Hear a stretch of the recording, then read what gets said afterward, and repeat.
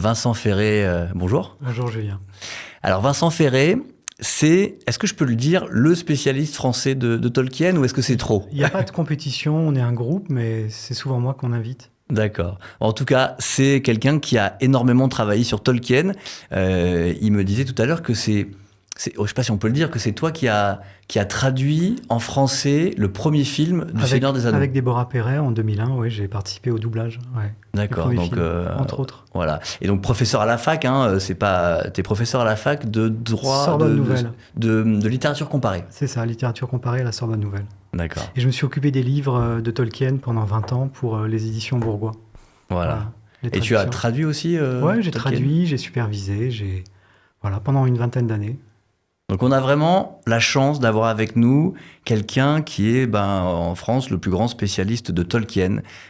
Donc nous on va parler de Tolkien sur un angle un peu particulier.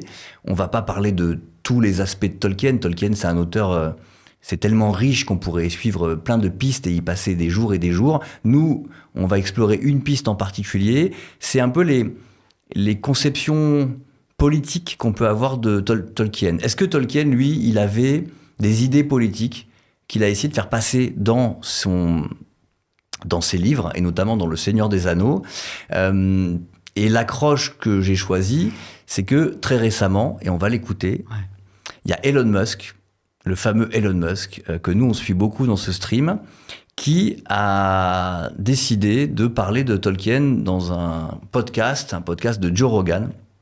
Et dans ce podcast, donc il y a Elon Musk qui raconte, on va l'écouter tout à l'heure, que finalement Le Seigneur des Anneaux, si on l'écoute, c'est un livre qui serait un livre nationaliste et assez anti-immigration.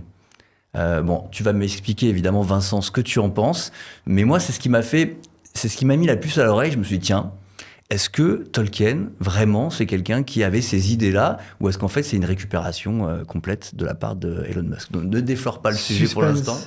Suspense.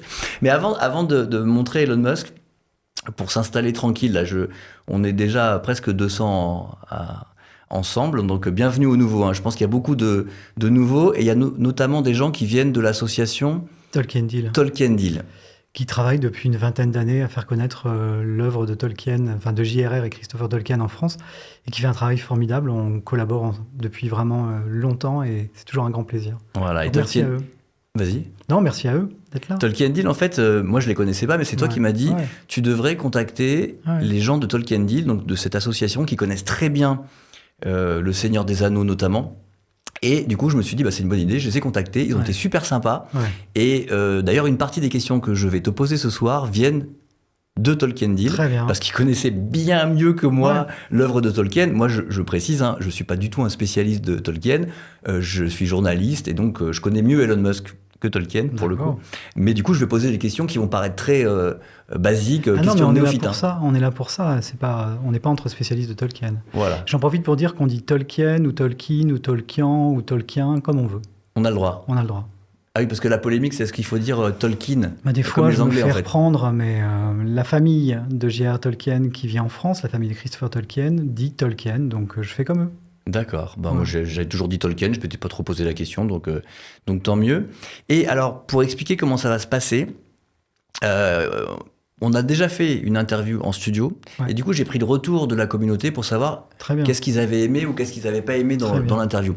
Et il y a quelque chose qui était revenu, c'est que j'ai pas assez lu les questions du chat. Parce que comme je suis en train de parler avec l'interviewé, c'est vrai que les gens étaient un peu déçus en se disant « Ah, mais nous, on pose des questions et on nous écoute pas ». Et j'ai entendu ça, on en a discuté beaucoup avec la communauté, et on a abouti à la conclusion que, dans un premier temps, je vais pas trop lire les questions du chat, parce que honnêtement, j'arrive pas à faire les deux. Je peux pas lire à la fois les questions du chat et poser des questions intelligentes, et je veux pas non plus être juste quelqu'un qui lit des questions de chat. En revanche, dans la deuxième partie de ce programme, enfin de cette émission, on va s'intéresser vraiment à ce que les gens posent comme question. Donc dans la première partie, ils vont discuter sur le chat, mais bon, on va faire notre interview à nous. Et dans la deuxième partie, promis, restez là. Je vais vraiment prendre vos questions, et là, je poserai uniquement vos questions à Vincent. Est-ce que ça vous va ? Ça vous va ? Alors, avant de commencer l'entretien, juste, c'est une habitude maintenant, pour bien recevoir Vincent, est-ce que pour vous envoyer de la raquette, vous avez vu la raquette, elle est derrière moi. Donc balancez de la raquette pour dire bonjour à Vincent et je lui montrerai à quoi ça ressemble, vous allez voir. D'accord. Tiens, regarde Vincent, quand on balance de la raquette, ça ressemble à ça. Hop. Bah merci pour l'accueil. Voilà. Super. C'est notre façon de dire bonjour. Je souhaiter la bienvenue, mais ça me va très bien. Tu sais, moi, j'ai vu l'arrivée d'Internet en France parce que je suis un peu vieux. Et donc, j'ai vu l'apparition des premiers forums de discussion sur le web et plusieurs portaient sur Tolkien. Donc, je suis habitué à toutes les interactions possibles.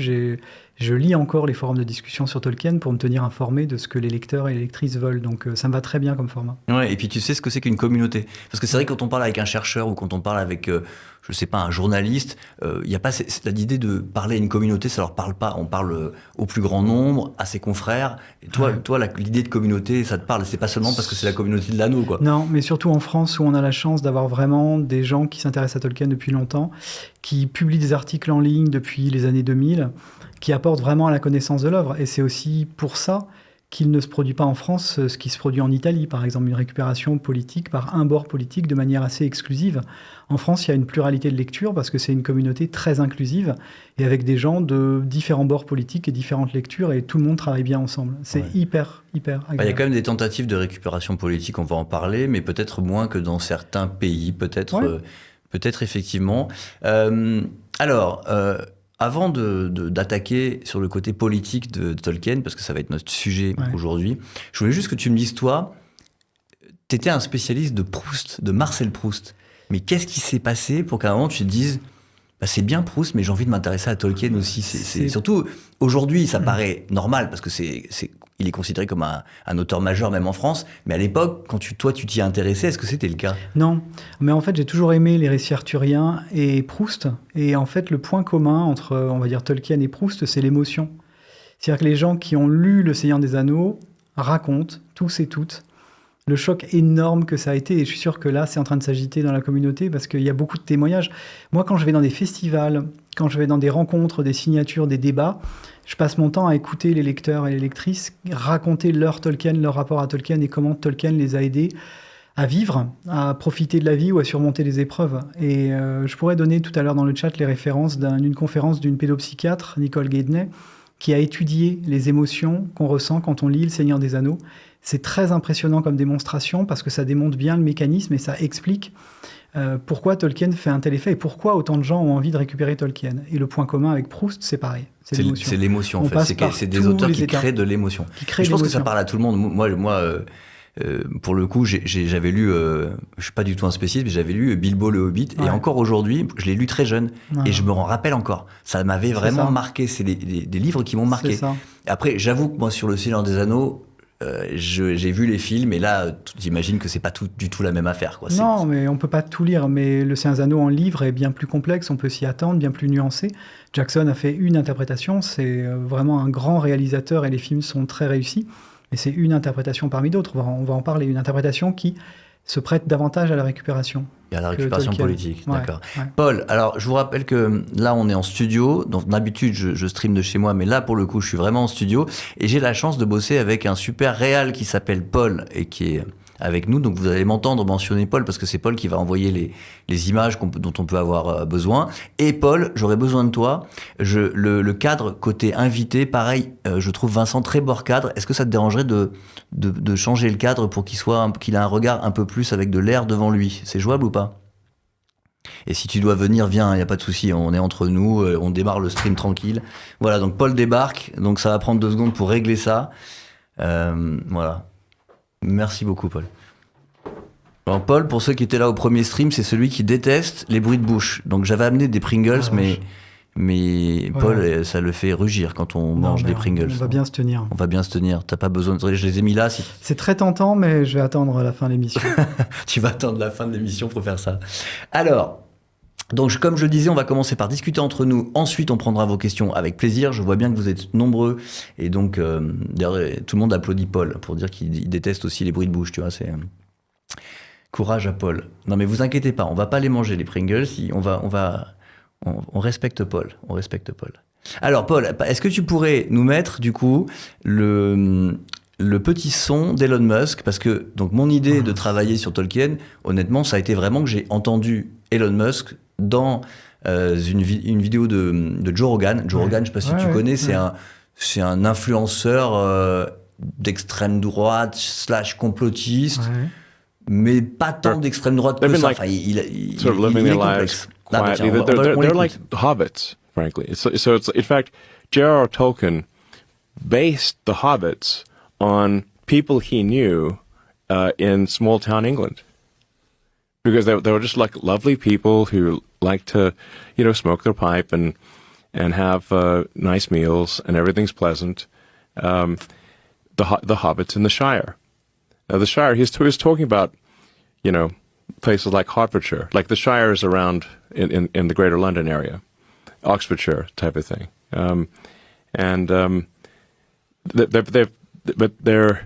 the reason they've been able to enjoy the Shire is because hard men have protected them from the dangers of the world. Alors, j'ai pas mis tout l'extrait qui est un peu plus long que ça, et désolé parce que je l'ai pas traduit. Donc, en gros, pour ceux qui parlent pas du tout anglais, il est en train d'expliquer que le Seigneur des Anneaux, c'est un peu les hobbits d'un côté qui seraient les représentants des Anglais de souche. En gros, les vrais Anglais qui ont toujours été là, qui sont pacifiques, et en plus d'avoir des pieds poilus.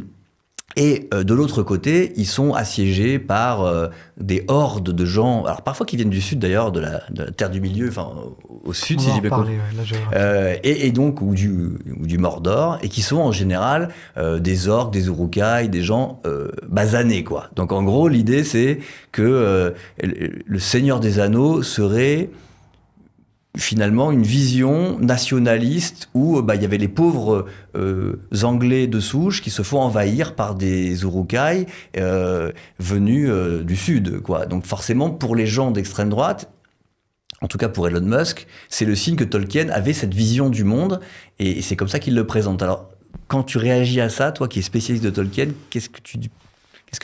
Je pense qu'il ne faut pas mentir aux gens. Il ne faut pas mentir aux gens qui n'ont pas lu Tolkien, donc ça ne correspond pas au Seigneur des Anneaux, ce qu'il est en train de raconter. Mais c'est vraiment typique, il faut voir que dès les années 50 et l'apparition du Seigneur des Anneaux, il y a eu des lectures politiques du livre, parce que c'est un tel ovni, ce bouquin de 1000 pages, qui commence dans une région apparemment paisible, qui se termine en apocalypse, que les critiques ne savaient pas par quelle boule prendre.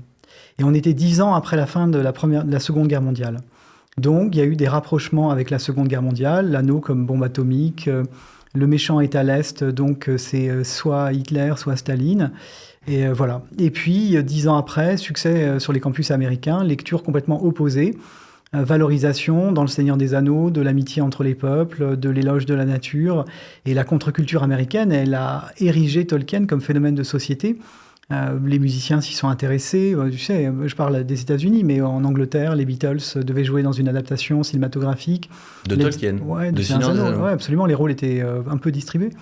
Led Zeppelin a fait des morceaux qui se rapportent à Tolkien. Enfin, les exemples sont innombrables. Et Tolkien, c'est un des pères des jeux de rôle, donc des jeux de rôle vidéo. Voilà, donc récupération par les différents bords. Et aujourd'hui, les écolos, Greenpeace a été fondé par un lecteur de Tolkien. Voilà, je donc en fait, pas ça. Ouais, MacTaggart, si ma mémoire est bonne. Et aujourd'hui encore, il y a des défenseurs de l'environnement qui font savoir que quand ils vont une semaine dans un séquoia géant en Californie, ils emportent, pour le protéger de la destruction, de l'abattage, ils emportent le Seigneur des Anneaux pour tenir le coup. Donc en fait, Musk, c'est un exemple parmi d'autres. Mais j'ai envie de distinguer le cas de quelqu'un comme Musk ou de Mélanie, des lecteurs qui, à gauche, au centre, à droite, à l'extrême gauche, ont envie que Tolkien colle avec leurs idées. Parce que c'est un auteur qu'on aime tellement qu'on a envie que ça colle. Maintenant, sur le plan purement descriptif, est-ce que Le Seigneur des Anneaux, c'est l'histoire de gens qui vivent dans un monde idéal protégé par des grands gaillards ?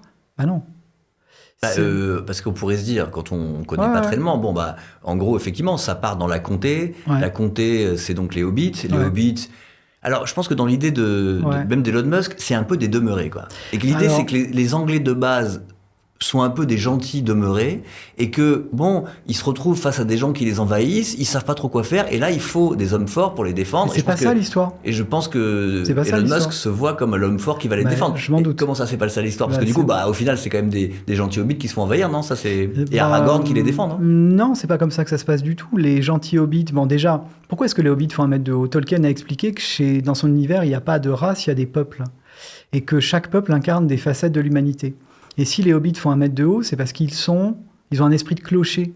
Ils sont limite xénophobes.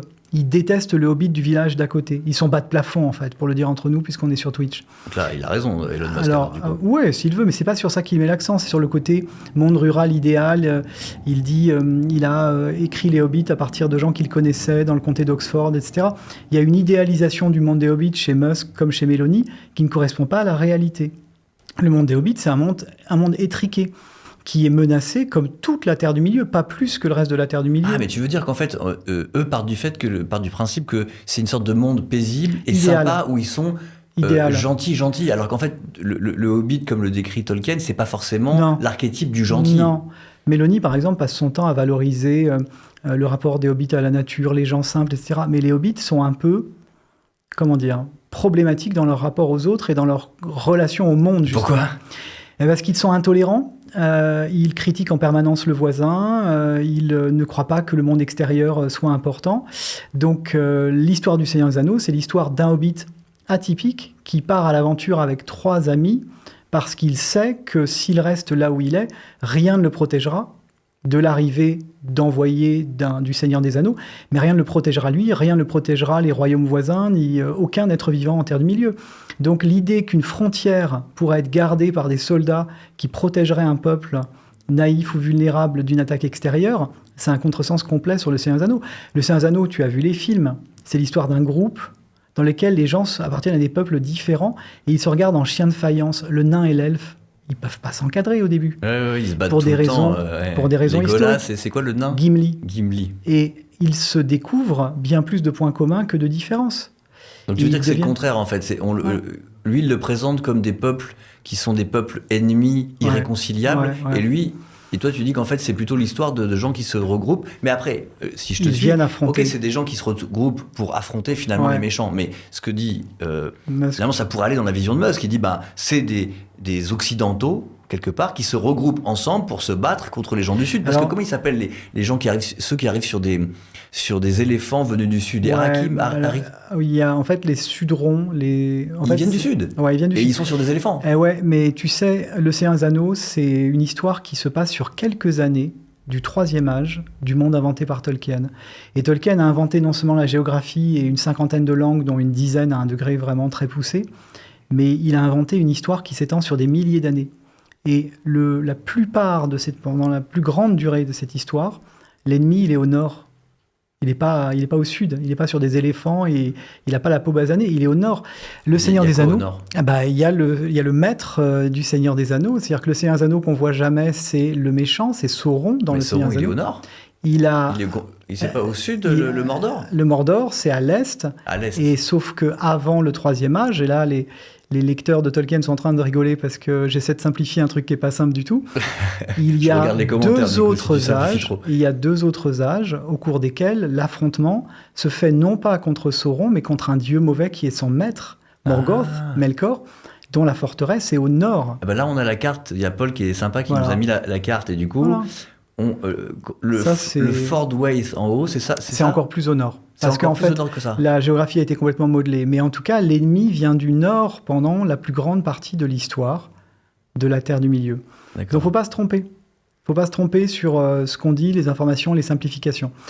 Donc, est-ce que des frontières pourraient protéger les gentils hobbits contre une menace extérieure ? Non. Seule la destruction de la machine. Alors là, on va prendre le contre-pied de Musk complètement. L'anneau, c'est vraiment un objet qu'on peut interpréter de diverses manières. C'est une arme de destruction massive pour Sauron. S'il remet la main dessus, il va avoir de nouveau les pleins pouvoirs. Chez les hobbits, les pouvoirs sont relatifs à la puissance du personnage, donc ça rend invisible, par exemple, et ça pourrait donner un certain pouvoir. Mais dans l'esprit de Tolkien, l'anneau, c'est l'incarnation des dangers du pouvoir. Le pouvoir corrompt, le pouvoir absolu corrompt absolument. personne ne peut utiliser l'anneau sans être asservi par l'anneau. C'est pour ça que Gandalf n'en veut pas. C'est pour ça que Galadriel refuse. Elle dit « j'ai réussi le test ». Ouais. C'est pour ça qu'Aragorn ne veut pas l'utiliser et que celui, Boromir, qui croit pouvoir maîtriser l'anneau, meurt en prenant conscience de son erreur. Donc en fait, l'histoire du Seigneur des Anneaux, c'est le rejet d'un objet qui non seulement est une arme très puissante, mais quelque chose qui accomplit les désirs. Et du coup, ça serait un rejet de la machine. De la machine. Tolkien appelle ça la machine. C'est là que tu dis que c'est presque oui. l'inverse de ce que dirait Elon Musk, parce que Elon Musk, quelque part, lui, c'est le représentant de la l'âge technologie. des machines. Complètement. Donc, et son idée à lui, parce que pour le coup, je connais mieux Elon Musk que Tolkien, son idée, c'est de défendre le monde grâce à la technologie et de le contrôler un peu, le monde aussi. Non, mais c'est ça. Et quelque part, on se dit qu'il se retrouve peut-être même dans l'image de... C'est Saruman, non? Saruman, Saruman, c'est vraiment la forge de Mordor, si je me rappelle bien. Et les Uruk-hai, il les crée. Donc c'est vraiment le dieu qui crée des machines. C'est presque des machines, non, les Uruk-hai? C'est pas des êtres vivants. Ce serait vraiment, Saruman, effectivement, mais Saruman termine mal. C'est quelqu'un qui trahit sa mission. Saruman, normalement, est un collègue de Gandalf. Il a été envoyé à la base. En fait, ce que Tolkien explique, c'est que l'anneau représente le pouvoir, mais il représente aussi la machine, c'est-à-dire ce qui permet de faire en un clin d'œil ce qu'on a envie de faire. Et il détestait l'idée qu'on interprète de manière univoque ou réductrice le Seigneur des Anneaux. Il ne voulait pas laisser de message dans le livre, il voulait que ça soit interprétable par tous les lecteurs suivant leur sensibilité, leur pays, leur âge. Mais il a commenté le Seigneur des Anneaux dans ses lettres, dans sa correspondance.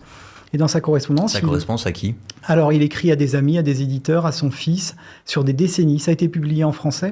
J'ai eu le plaisir de traduire les lettres il y a une vingtaine d'années avec Delphine Martin. Vous le trouvez en poche, en grand format. D'accord. Et c'est très éclairant. C'est-à-dire que Tolkien explique que lui, sa lecture de l'anneau, c'est une mise en garde contre la technologie. Il ne faut pas faire... D'accord. Donc c'est vraiment, pour Elon Musk, c'est vraiment pas la bonne personne à citer. Mais oui, mais l'extrême droite passe son temps à essayer de renverser la réalité. On est dans une post-réalité, enfin c'est pas à toi que je vais l'expliquer. Donc en fait, on tord les faits pour servir une idéologie. D'accord. Voilà. Donc Tolkien dit, on ne doit pas faire ce que techniquement on est capable de faire. Ce qu'on peut faire, on ne doit pas le faire. Alors si on revient... Par exemple, l'IA, Tolkien serait... Probablement contre, oui. Pas probablement. Pas quelqu'un qui était pro-technologie. Mais non, parce qu'il avait la sensation que ça détruisait la nature, que ça saccageait la nature. Ouais. Et il y a une partie du Seigneur des Anneaux qui n'a pas été adaptée au cinéma, qui est le moment où les hobbits reviennent et découvrent le saccage de The Shire. Et c'est une chose à laquelle Tolkien croit beaucoup et qui est dans la tradition de la littérature de fantasy. Alors attends, parce que du coup, moi ça je l'ai pas vu, parce que c'est à quel moment le Shire est saccagé, ils reviennent? En fait, on va en reparler, mais j'ai pas envie de noyer les personnes dans le détail. Ce que je peux te dire, c'est que je pense qu'il y a des gens qui connaissent bien le Seigneur des Anneaux ici, donc tu peux quand même nous faire des petites idées.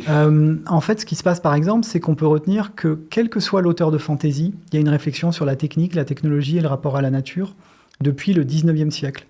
Chez des gens de gauche, comme William Morris qui a inventé la fantasy, ou chez des gens qui sont plutôt conservateurs sur certains points, comme Tolkien. D'accord.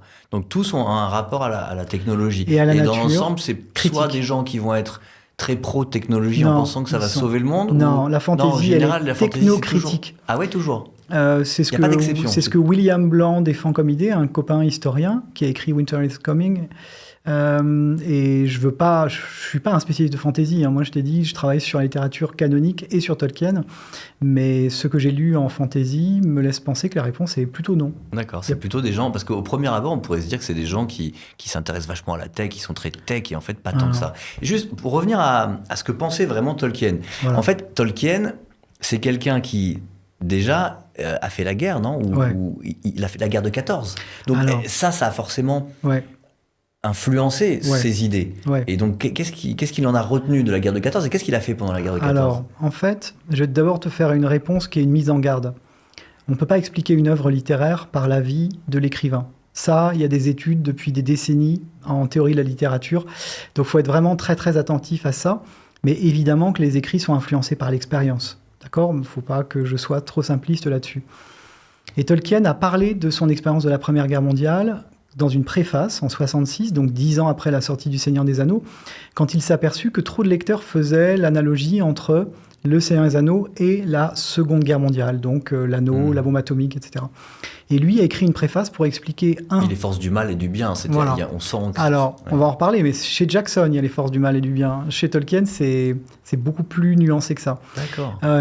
Ça fait partie des nuances qui sont perdues dans le film. Mais donc, il explique la différence entre un message qui se trouve dans une œuvre, une allégorie, et le fait que les lecteurs et les lectrices puissent interpréter les livres comme ils le veulent. Donc, c'est ce qu'il appelle applicabilité. Donc, il explique que tout le monde est libre d'interpréter le Seigneur des Anneaux comme il ou elle le souhaite, et que lui, il n'a pas caché de message. D'accord, mais il donne un exemple. Ça n'empêche pas que quand même, quand tu es un auteur, ce que tu as vécu, tu l'intègres, et même parfois, j'imagine, sans le savoir, tu le ressors dans ta vision du monde, dans les paysages. Par exemple, un exemple très concret, c'est toi d'ailleurs qui le disais, hein, que dans les paysages qu'il décrit dans Le Seigneur des Anneaux, il y avait aussi le souvenir de la France, parce qu'il s'est battu en France, et donc les territoires ravagés de l'Est de la France. De la Somme. Et d'ailleurs, je salue Romain Plichon, qui nous regardera peut-être, et qui travaille pour l'Office de tourisme de la Somme. Ils viennent de mettre en place un parcours Tolkien pour faire découvrir cette région. Alors là, on a quelqu'un à l'écran, mais je ne sais pas qui c'est. C'est Tolkien en militaire. Ouais, c'est Tolkien jeune, 1915, il a 23 ans. Donc en fait, tu as raison. 23 ans là ? Ouais, en fait, Tolkien est né à la fin du 19e, en 1892, et il a été étudiant à Oxford, et il s'est engagé comme officier dans les transmissions, comme tous les jeunes gens de son âge, pour aller faire la guerre. Et ça a été un carnage.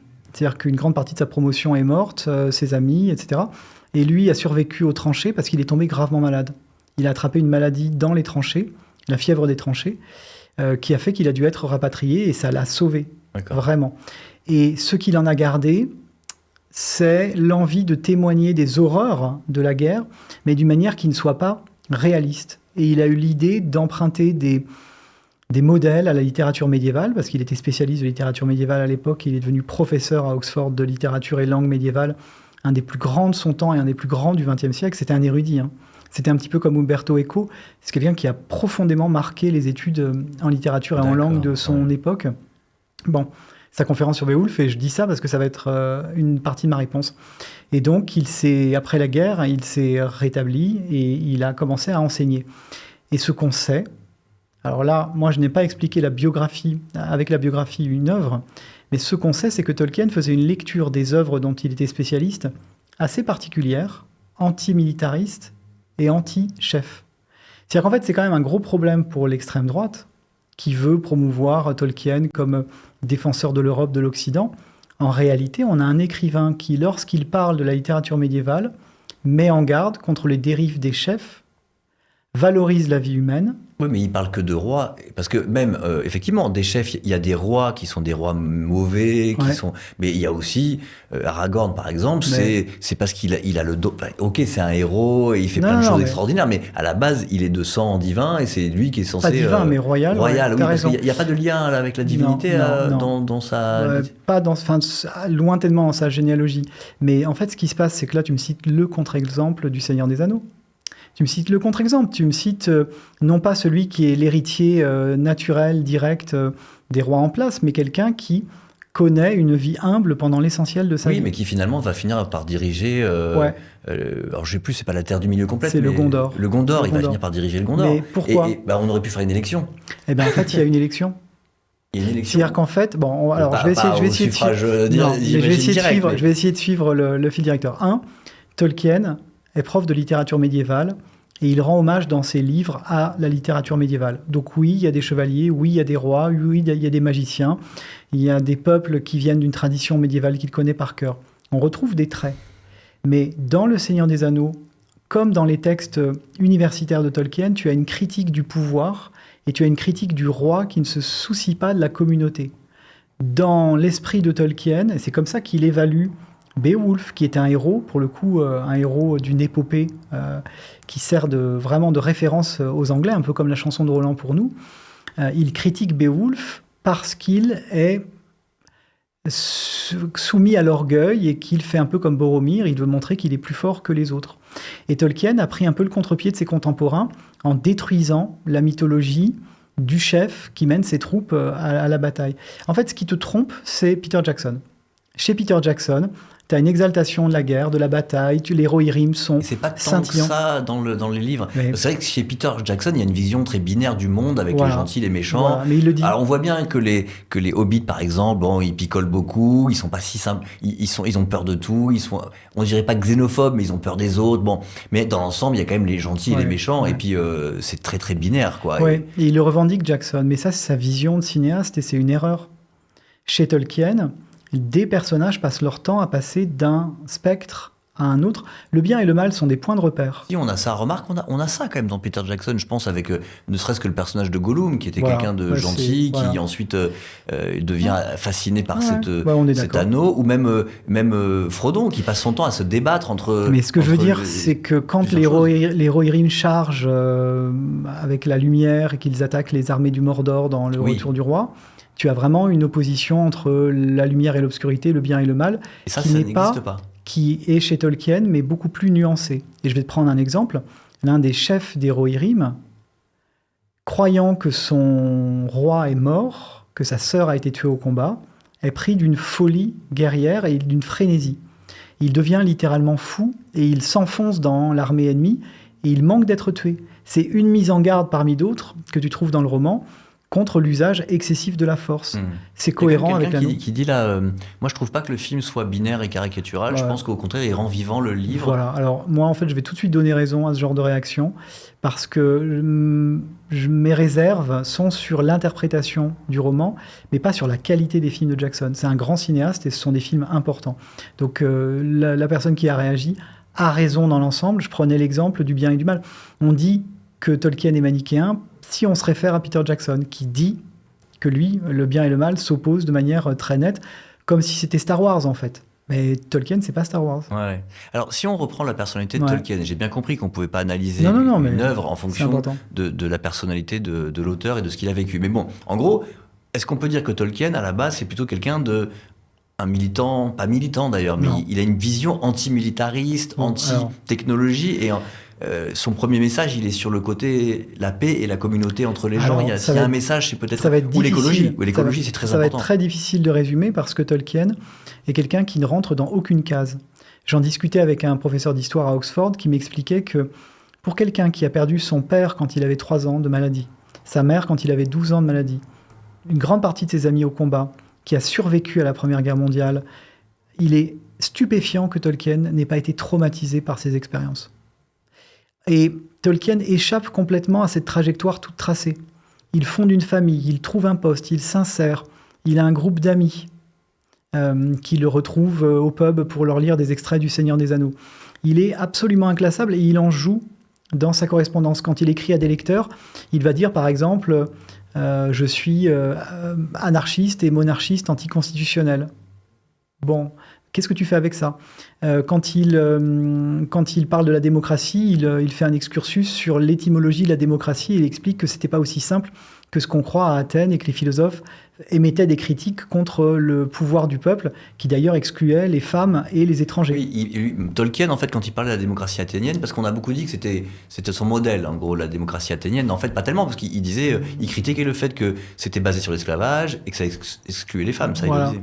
Et en fait, en Terre du Milieu, tu as différents modèles. Tu as la démocratie directe chez les hobbits, qui élisent un maire. Oui. Et dans le cas du Gondor, il n'y a pas de roi pendant des centaines d'années, parce que le roi est mort. Et celui qui va s'imposer comme roi, c'est celui qui fait preuve de sa valeur, de sa bravoure, et qui se fait connaître au royaume du Gondor par ses qualités de guérisseur. Et en ça, on a un écho dans un petit texte que je conseille à tout le monde d'aller lire, qui s'appelle « Le fermier Gilles de Ham », qui raconte comment, dans un petit royaume, un paysan prend les choses en main parce que le roi est un roi feignant et ne protège pas son royaume contre un dragon et un ogre. Et il gravit les échelons petit à petit jusqu'à devenir le roi, mais par choix populaire. Donc Tolkien brouille complètement les cartes. Ouais.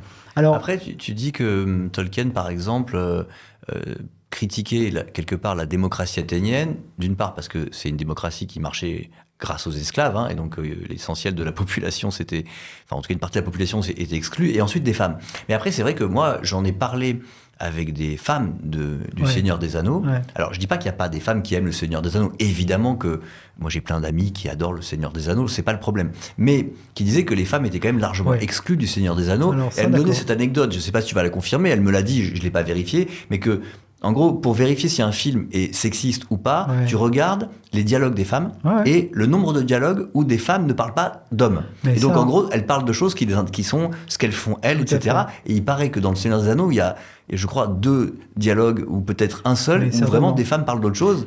Donc ça indiquerait que c'est quand même une... Ok, on est dans un univers médiéval, donc Ouais. d'accord, mais quand même, les femmes sont totalement exclues, non? Alors, les femmes jouent un rôle mineur dans Le Seigneur des Anneaux, ça c'est sûr.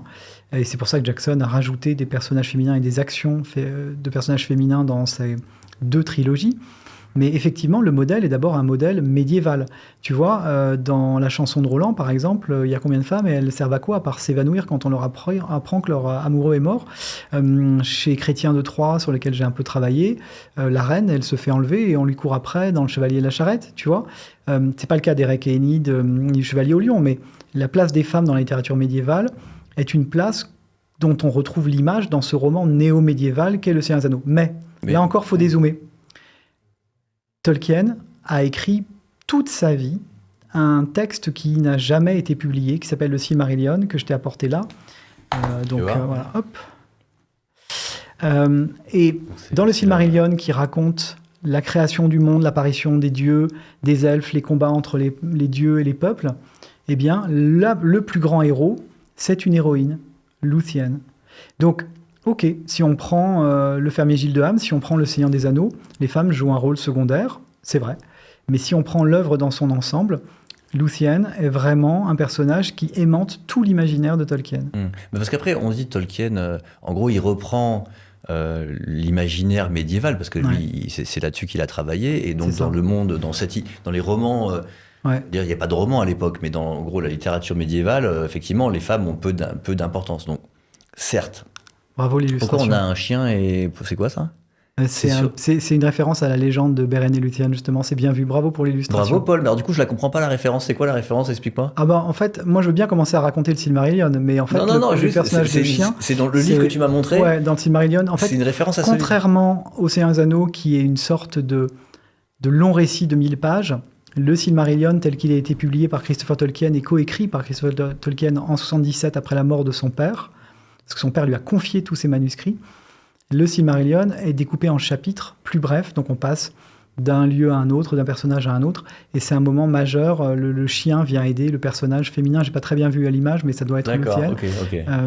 Il va trop vite pour moi, Paul. Il connaît encore mieux, je pense, que moi, Tolkien. Donc c'est super. Fait, mais ce que je voulais dire, c'est que, ok, il reprend un imaginaire médiéval, ok, mais quelque part, il le fait sien. Et ce roman, Le Seigneur des Anneaux, c'est pas juste un roman médiéval. Il y a plein de choses qui s'éloignent vachement du roman médiéval traditionnel. Il le fait sien, il a son univers à lui, en fait, au final. Donc il l'a modernisé. Pourquoi il aurait pu moderniser ça aussi et dire, bah...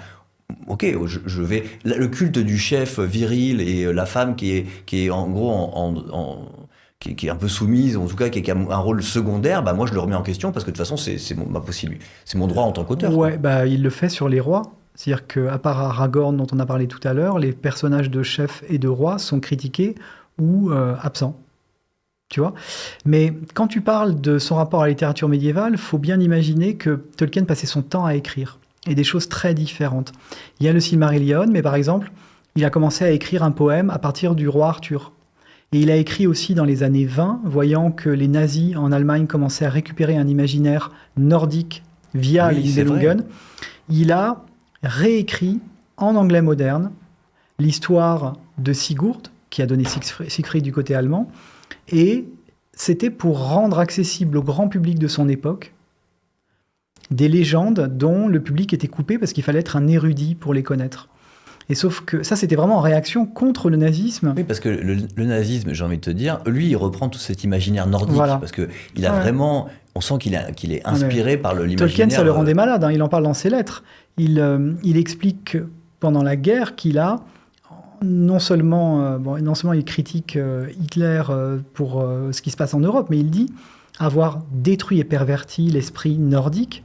Et une chose pour laquelle j'en veux personnellement à Hitler. Enfin, c'est presque amusant, parce que c'est disproportionné. On peut lui vouloir pour bien d'autres choses, avant la destruction de l'imaginaire nordique. Mais tu vois, et dans les années 30, quand le Hobbit a apparu en 37, des éditeurs nazis voulaient le faire paraître en allemand, et un certificat d'arianité a été demandé à Tolkien.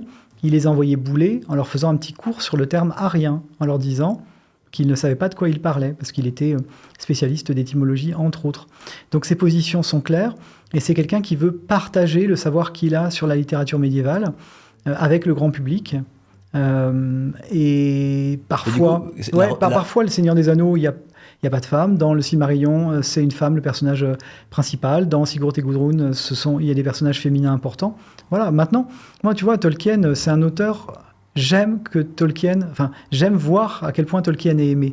C'est pas quelqu'un que je connais, contrairement à son fils Christopher, que j'ai connu, et c'est pas quelqu'un dont je vais faire semblant de penser qu'on ne peut rien en dire et rien critiquer.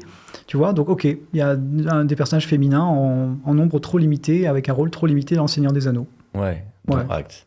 Mais si on reprend sa fascination pour les mythes nordiques, qu'est-ce qui fait la différence du coup entre lui, sa conception des mythes nordiques, et finalement, effectivement, la récupération par les nazis. Et puis après les nazis, en fait, ça a été récupéré par toute l'extrême droite depuis très longtemps. Ils récupèrent tous ces mythes nordiques. Donc, voilà. En quoi c'est différent de ce que fait Tolkien ? La visée, le but, l'idéologie. Tolkien fait ça pour partager le savoir qu'il a sur la littérature médiévale. Il était prof à Oxford, et si ma mémoire est bonne, il donnait 4 fois plus d'heures de cours que ce qui était attendu, parce qu'il avait envie que les étudiants découvrent Beowulf, la légende de Sigurd dans les récits nordiques. Et si tu veux, son œuvre de fiction, elle lui permet de toucher un plus grand public, un plus grand nombre de personnes, mais il y a un dialogue direct. Les nains dans le Hobbit, par exemple, ils viennent tous d'un texte nordique qui s'appelle l'Edda, et ils apparaissent tous dans les premières pages de l'Edda. Voilà, donc c'est un clin d'œil aussi. Les noms des nains du Hobbit. Les noms des nains du Hobbit. Et Gandalf également. Donc en fait, tu as des clins d'œil à différents niveaux. Parfois, il faut être aussi savant que lui pour comprendre le jeu de mots. Parfois, c'est visible pour tous les lecteurs. Il est dans la connivence, il est dans le partage, il est dans la transmission. C'est quelqu'un qui il n'est pas aussi dans une fascination... Je me fais l'avocat du diable. Ah, mais vas-y. Mais est-ce qu'il n'est pas dans une fascination aussi pour ce que ça a de viril, cette culture nordique, avec le côté très parce que c'est comme ça qu'on voit les Vikings, le très guerrier, le capable d'être plus fort que les autres. En tout cas, toujours pareil, si on se base sur Peter Jackson, c'est peut-être la vision de Peter Jackson, mais il y a un côté ultra viriliste quand même chez Peter Jackson, mais pas dans le livre. Mais non, pas dans Le Seigneur des Anneaux. Les héros, tu as vu à quoi ils ressemblent ? Et est-ce que c'est les héros qui accomplissent la quête qu'ils sont censés accomplir ? On va essayer de pas spoiler la fin du Seigneur des Anneaux pour les gens qui l'ont pas lu. Je pense que là, à mon avis, on est entre nous, tout le monde l'a vu. Mais non, il y a ma femme qui m'écoute et elle n'a toujours pas lu Le Seigneur des Anneaux. Ben non, elle a autre chose à lire. D'accord. Voilà, je la salue d'ailleurs. Okay. Et en fait, les héros ne sont pas des héros médiévaux typiques. Frodon, par exemple, Frodo, il a les pieds poilus. Les nains ne sont pas franchement des... Enfin, ils sont très virils, hein, mais il joue c'est un presque rôle ridicule, quoi. Et il joue un rôle qui n'est pas un rôle majeur. Les deux personnages qui se retrouvent à porter l'anneau, Sam et Frodo, sont des hobbits, des anti-héros, d'accord ? Des anti-héros, mais qui sont atypiques, qui sont des hobbits un peu différents des autres. Alors, je vais te prendre un exemple très concret. Il y a un poème médiéval qui a été souvent utilisé en politique anglaise. Il s'appelle La bataille de Maldon, je vais prononcer à la française. Et il raconte la manière dont un chef anglais, entre guillemets, s'est fait tuer avec son armée au Xe siècle par des envahisseurs vikings. C'est un poème que beaucoup d'hommes politiques et que beaucoup de commentateurs anglais présentent comme une exaltation du courage anglais. Tolkien a écrit un texte dans lequel il explique que le chef Beorhtnoth, qui a mené ses troupes au combat, était un abruti. On est sur Twitch, je me permets de le dire comme ça. On va pas se faire ban pour ça. Non, c'est une erreur majeure et qu'il n'y a aucun héroïsme sur lui dans le cas de ce personnage et que tout l'héroïsme, il apparaît dans l'attitude des soldats qui n'abandonnent pas leur seigneur, des soldats de troupes comme ceux, et là je rejoins une de tes questions, comme ceux que Tolkien a connus pendant la Première Guerre mondiale quand il était admiratif des fantassins, de leur courage au combat, alors que c'était des gens comme toi et moi, t'imagines ? Ouais, qui étaient envoyés comme chair à canon. canon. Donc Tolkien est constant Tu vois, on disait la bio, il faut prendre des pincettes. Mais il est constant dans ses lettres, dans ses cours, dans sa fiction, dans ses poèmes. Une dénonciation de la guerre, une dénonciation de la haine de l'autre. Quand en 1945, l'Allemagne est vaincue et qu'il y a une partie de la population anglaise qui appelle à la destruction du peuple allemand, il en parle dans ses lettres. Lui est horrifié, il appelle absolument à la retenue, à la clémence. Il est contre l'usage excessif de la force. Je ne sais pas comment le dire autrement. Non, mais je pense que c'est assez clair pour toi. Moi, je pense que je suis très influencé par les films, en fait. Ouais. Et que du coup, j'ai cette vision-là. Mais du coup, je te donne la vision peut-être que beaucoup de gens ont aussi. Hein. Mais c'est très bien. Alors là, je vais te lire une question. Ça m'arrive, je comprends même pas la question parce que je pense qu'on est face à des gens qui sont... Je vais peut-être être collé, hein, tu sais, moi je suis plus aussi érudit c'est pas grave. Que certains lecteurs de Tolkien. Les gens comprendront que toi tu connais pas, mais peut-être qu'il y a des gens qui peuvent connaître plus précisément certains points, je comprends pas la question. Hein. À quel point l'inspiration n'est pas un peu trop poussée, comme entre le Kalevala et les enfants de Hurin. Voilà, qu'est-ce que ça veut dire ça c'est une super question. C'est une super question, parce que moi je la comprends pas, donc c'est bon. Le Kalevala, c'est un recueil finlandais, on va dire, finnois, du 19e siècle, dans lequel des traditions orales ont été rassemblées par Lönnrot. C'est un petit peu comme Calvino a rassemblé dans les années 60, je crois, des contes italiens populaires. Italo-Calvino, d'accord. Et Tolkien a été subjugué par le Kalevala. Quand il l'a découvert, il a été subjugué par la langue aussi, hein, parce que, je l'ai dit, il a inventé des langues, mais il n'inventait pas à partir de rien. Et c'est une très bonne question. Les Enfants de Húrin, c'est le roman que je suggère aux personnes qui n'ont jamais lu de Tolkien. Parce qu'on a la quintessence de Tolkien, mais en 200 pages. Pas en 1000, voilà. Et effectivement, Tolkien, au cours de sa vie, a parfois été, dans sa jeunesse, très proche des sources qui l'inspiraient. Donc, ça a été le cas pour Kullervo, et c'est le cas pour les Enfants de Húrin, qui sont très proches du Kalevala. Et effectivement, le problème qui est posé là, c'est le rapport aux livres qui t'influencent. On parlait de Harry Potter tout à l'heure, avant le début de l'émission. Si Harry Potter a été refusé par 27 maisons d'édition, je crois, le premier, c'est parce qu'il était trop proche de classiques de la littérature anglaise, dont Le Hobbit. Et J.K. Rowling a trouvé sa voie... dans les deux graphies du terme, progressivement, elle a trouvé son autonomie. Tolkien, qui a commencé à écrire des textes dans les années 10, il a d'abord été poète, était au début très influencé, quand il était tout jeune homme, très influencé par la littérature qui l'avait fasciné, inspiré.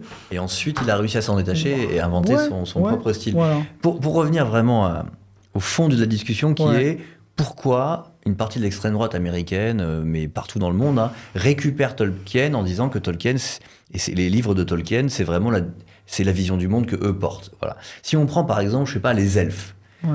Les elfes, ça peut être interprété comme une sorte de race supérieure. Mais non. Parce qu'ils sont, même physiquement, alors c'est Legolas, ils sont pas tous blonds, mais il y a le côté blond, plus intelligent que les autres. Mais chez Jackson, c'est encore pareil. Alors les elfes sont pas comme ça dans le livre. Non, les elfes sont pas comme ça dans le livre. Et surtout, Tolkien est très féroce à l'égard des elfes quand il parle d'eux dans sa correspondance. En gros, dans Le Seigneur des Anneaux, tel que Tolkien les conçoit, et il est très clair, et le terme en français, ça doit être embaumeur, c'est-à-dire quelqu'un qui vit dans la nostalgie du passé. Les elfes sont ceux qui ne lèvent pas le petit doigt pour lutter contre Sauron, qui sont réfugiés dans des forteresses comme Elrond, donc à Rivendell, je vais essayer d'utiliser des termes, je ne vais pas me perdre dans les deux traductions, etc., ou Galadriel en Lorien, sont des gens qui n'agissent pas. Il les traite de réac, en fait, Tolkien, les elfes. Donc oui, ils ont des qualités, ils ont un côté créatif, un rapport à la nature, esthétique, mais comme chaque peuple a des qualités et des défauts. Donc les elfes, c'est chez Jackson qu'ils sont d'un blond effectivement douteux parfois, comme dans Le Hobbit. Le père de Liv Tyler, je connais plus son nom. Il est brun et elle aussi est brune. Ouais, tout à fait. Mais repense aux Rohirrim qui sont blonds et des archétypes un peu problématiques. Ça, c'est pas le cas chez Tolkien. D'accord. Voilà. Il n'y a pas ce... Il n'y a pas cette hiérarchie. Ce côté de peuple pur, en fait, qui n'a pas été dégénéré par l'immigration. Parce que les elfes, en gros, se sont jamais mélangés. Mais justement, ils sont mélangés. Je viens de mettre en ligne. Dans le Peter Jackson, on a l'impression que le fait qu'elle tombe amoureuse de Aragorn, c'est ah là là, on va se mélanger. Oui, effectivement, mais ça finit par se faire comme ça s'est fait bien avant dans l'histoire entre Beren et Luthien. Mais pour les personnes que ça intéresse, vous pouvez googler. A été mis en ligne il y a 2 mois à peu près, un article que j'ai écrit, sur les peuples des elfes, qui rappelle que les elfes sont des peuples migrants qui ont traversé la mer pour trouver leur salut. Ah bon? Bah ouais. Dans le Silmarillion, les elfes apparaissent. Pour Tolkien. Les elfes apparaissent. Pour Tolkien, sont des migrants, quoi. Les elfes apparaissent à l'est de la Terre du Milieu. Ils traversent toute la Terre du Milieu. Ils se répartissent dans la Terre du Milieu. Ça donne naissance à diverses branches, etc., avec des modes de vie différents. Et une partie d'entre eux traverse la mer pour rejoindre un royaume qu'ils espèrent être un royaume béni. Voilà, donc. Faut pas le dire à Elon Musk, ça, que les elfes, c'est des migrants qui ont pris un bateau. Mais je pense que lui le sait. Non, je suis pas sûr. Moi, j'ai l'impression, quand il en parle, honnêtement, on l'a entendu tout à l'heure, pour moi, il parle du film. Oui, je pense pas qu'il parle du livre. Ouais. Parce que dans l'imaginaire collectif, le film a eu un impact considérable, comme Meloni qui a utilisé pendant sa campagne tel comédien italien qui doublait le film de Peter Jackson. Mais je pense, en faisant la différence entre les leaders, les hommes politiques et les femmes politiques et les lecteurs de Tolkien, il y a des gens de sensibilités différentes qui nous écoutent, qui sont persuadés que Tolkien pense comme eux. Et franchement, c'est impossible d'en discuter sans choquer. Ce qu'on peut... je crois que c'est ton article qui s'affiche. Ah, franchement... c'est gentil, Paul. Alors, c'est sur le site fabula.org que je salue également, qui est un site de... Donc, pour ceux qui sont vraiment à fond, vous pouvez aller lire. Mais de toute façon, comme professeur d'université, je mets en ligne sur le service HAL, H-A-L, comme dans 2001, qui dépend du CNRS, des versions de mes articles pour que tout le monde puisse les trouver. Eh bien, super, on pourra aller au bout de l'histoire. Juste, pour revenir à la façon dont Elon Musk récupère le Seigneur des Anneaux, qui était l'origine de cette discussion. En fait, je me suis aperçu ensuite, effectivement, que c'est pas seulement Elon Musk, en fait, parce que Elon Musk, lui, il baigne dans une sorte de sous-culture de Internet, c'est-à-dire de réseaux sociaux lui-même. Il est très inspiré par en fait un imaginaire qui vient des réseaux sociaux, qui vient d'Internet depuis longtemps, des forums de discussion.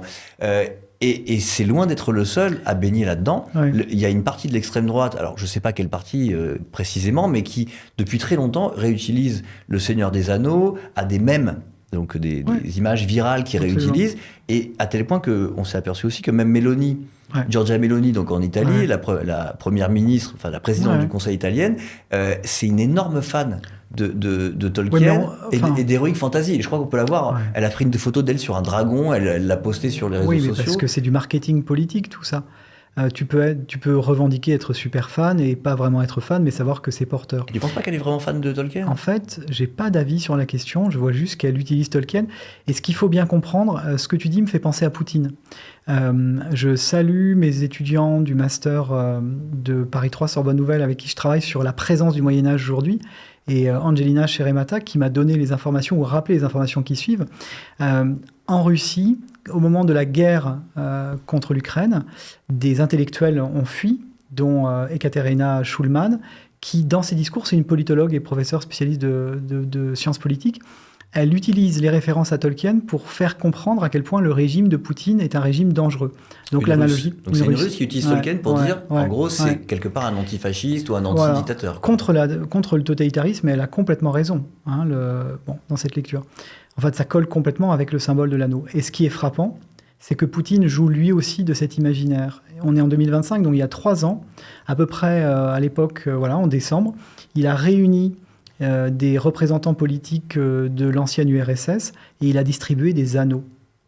Et il en distribue 8, pas la communauté, comme les seigneurs qui sont au service de Sauron et qui sont les Nazgûl. Les mecs sur les chevaux qui volent. Fantômes, une sorte de zombies.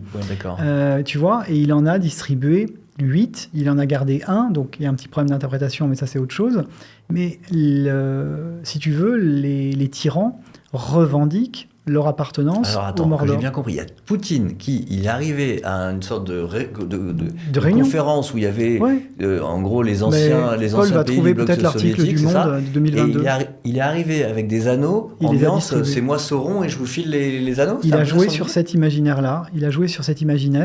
De même que l'assimilation entre les armées privées de Prigogine, Wagner, et les orques ont été utilisés par les gens qui étaient opposés à Poutine.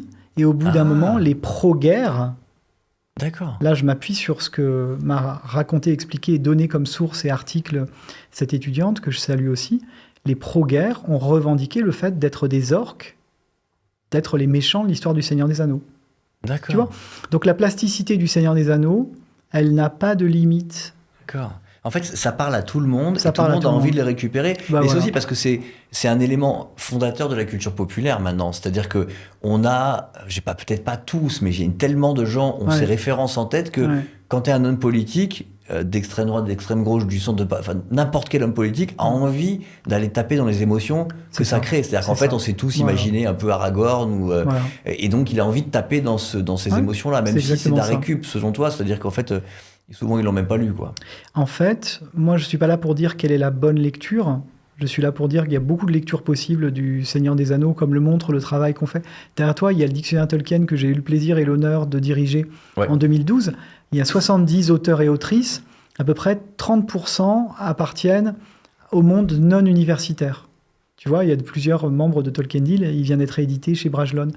Mais les lectures sont suffisamment diverses pour qu'on n'accepte pas une lecture unique, réductrice, et qui surtout tord le texte. C'est-à-dire que c'est difficile de savoir ce qu'une œuvre comme celle-ci signifie vraiment, mais on peut savoir ce qu'elle ne signifie pas, ce qui vient vraiment être une violence contre le texte, parce qu'il n'y a aucune accroche.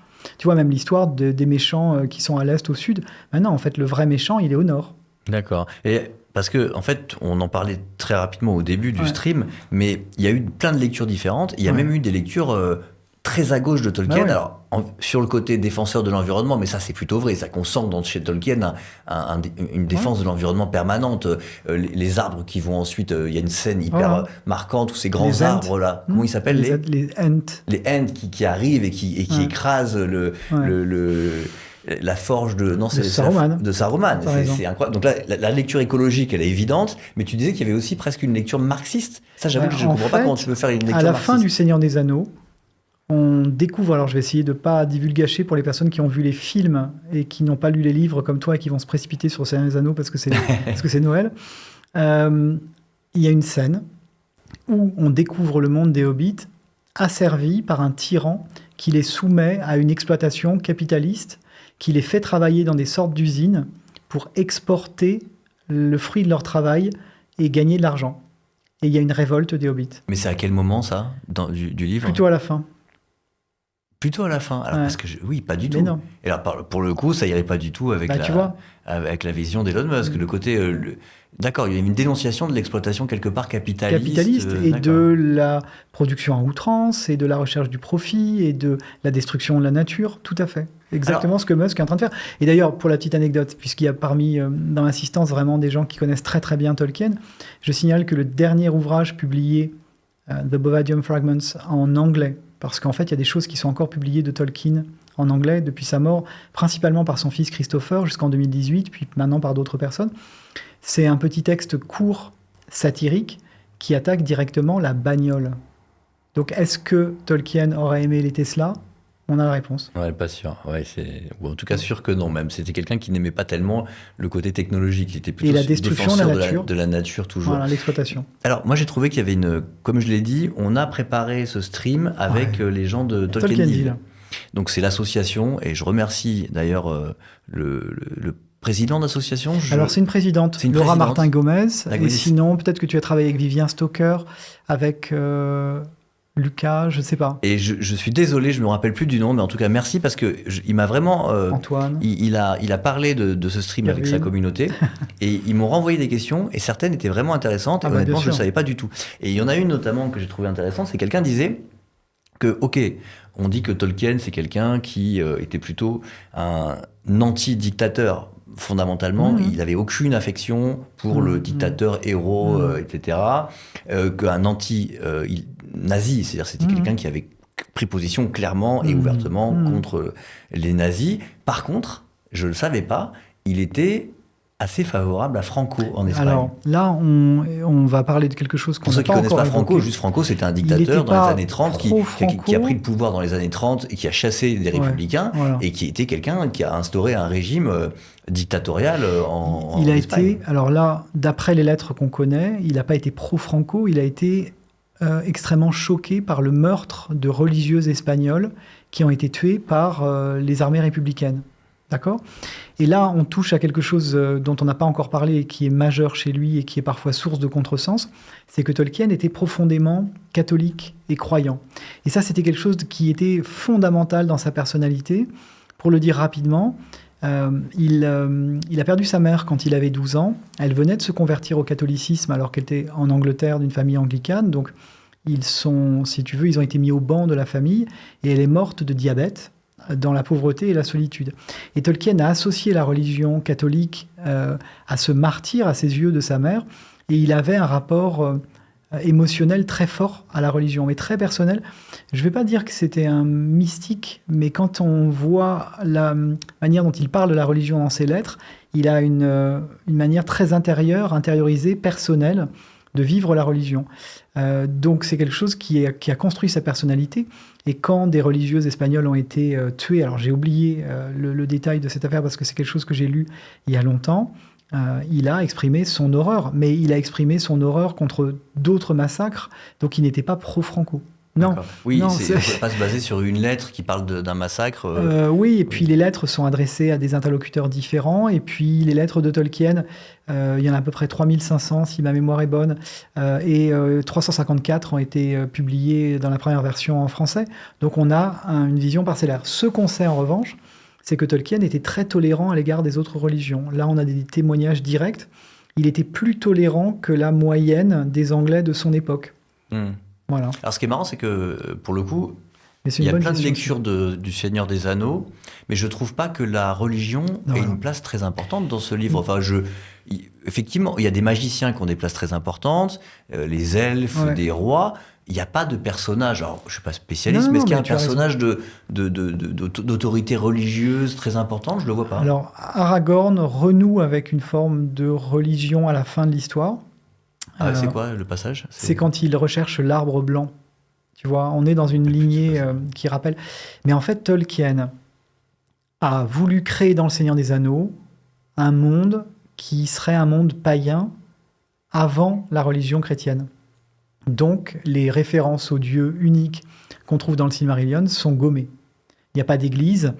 Il y a un cérémonial religieux, mais qu'on ne comprend pas très bien. Okay. Et puis, c'est la pensée avant le repas.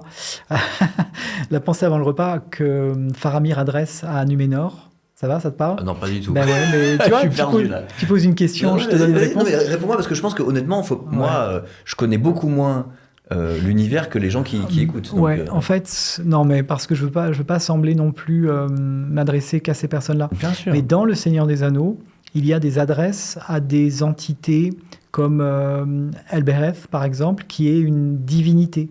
Mais les elfes le savent, et nous, lecteurs, on ne peut pas le comprendre quand on lit Seigneur des Anneaux et qu'on est en 54-55, avant la publication du Silmarillion en 77. Donc, il y a des noms propres, il y a des allusions, il y a des gestes qui sont comme des prières, si tu veux. Il y a quelqu'un qui dit, je pense qu'il est de l'association Tolkien Deal, on a une célébration culte sombre pour Sauron au deuxième âge. C'est très pointu, là je suis pas... Mais c'est un élément qui rappelle que dans le Silmarillion, dans le Seigneur des Anneaux, on est au troisième âge, en 3018-3019 principalement, et on a dans le Silmarillion des dieux qui agissent, qui sont présents, et un dieu créateur qui apparaît dans le début de l'histoire, que Tolkien a laissé de côté. Sur ce sujet, moi je recommande un excellent livre de Léo Carruthers, qui s'appelle Tolkien et la religion, parce qu'en France, on a vraiment une recherche, et dans les pays francophones, de très haut niveau. Et Carruthers a publié un livre, on en est déjà à la 2e édition, qui explique les choses de manière extrêmement nuancée et claire au sujet de la religion. Alors on va passer dans très peu de temps à la partie questions. J'avais dit que dans un premier temps, on allait se faire une discussion un peu entre nous, même si beaucoup de questions ont été préparées avec la communauté, aussi bien la mienne sur Discord. On a un Discord où on échange, et donc on avait échangé. Et puis surtout, après, avec la communauté des Tolkien Deal qui connaissent beaucoup mieux le sujet. Et donc, j'ai beaucoup des questions que j'ai données viennent d'eux, en fait. C'est ça qui est sympa. Donc là, je vais donner la parole dans 2 secondes. Là, on va préparer vos questions. Et donc, vous allez pouvoir poser vos questions directement à Vincent Ferré. Moi, je serai le relais, c'est tout. Mais avant sa dernière question, si tu devais dire la différence fondamentale entre le livre et le film, pour les gens qui ont vraiment été marqués par le film... Le sens de la nuance. C'est ça? Ah ouais. Mais après, sur le plan des émotions, Peter Jackson, ça fonctionne très très bien aussi. Donc c'est pas un reproche, c'est un constat. On n'est pas dans le même médium du tout. Tolkien s'adresse vraiment, c'est une voix dans notre tête quand on lit Le Seigneur des Anneaux. Les films de Jackson, c'est une vision.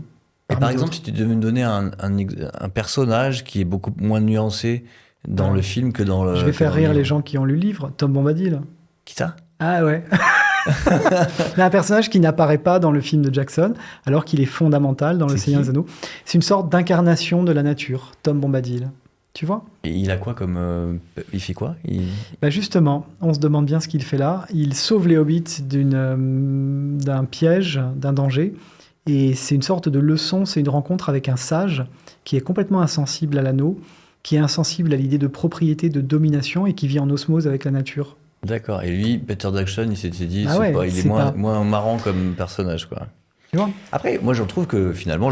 si on commence sur le film... Mais le film est pas... Pour un blockbuster, mais il a plein de qualités. On parle d'un blockbuster et franchement, c'est pas le blockbuster le plus... Pour être habitué des films américains où ils sont dans un truc il y a le gentil, le méchant. Alors le gentil peut des fois avoir des petits moments de doute etc. Mais dans l'ensemble, on est sur c'est très très basique en termes de profil psychologique. Moi, je trouve que par exemple pour Frodon ou même ou Sam ou Gollum, c'est quand même extra parce que c'est Gollum, par exemple, c'est un personnage qui est tout en nuances, moi je trouve. Il est pas, même dans le film, on en ressort en se disant, est-ce qu'il est bon ou méchant? On ne sait pas. C'est très réussi. Il a vécu un truc qu'il a transformé. Tout à fait. C'est un chouette personnage, je trouve. C'est un chouette personnage et les films sont super et ont vraiment donné vie à cet univers grâce au travail aussi des artistes que sont Alan Lee et John Howe, si on prononce à la française. On fait un bon boulot.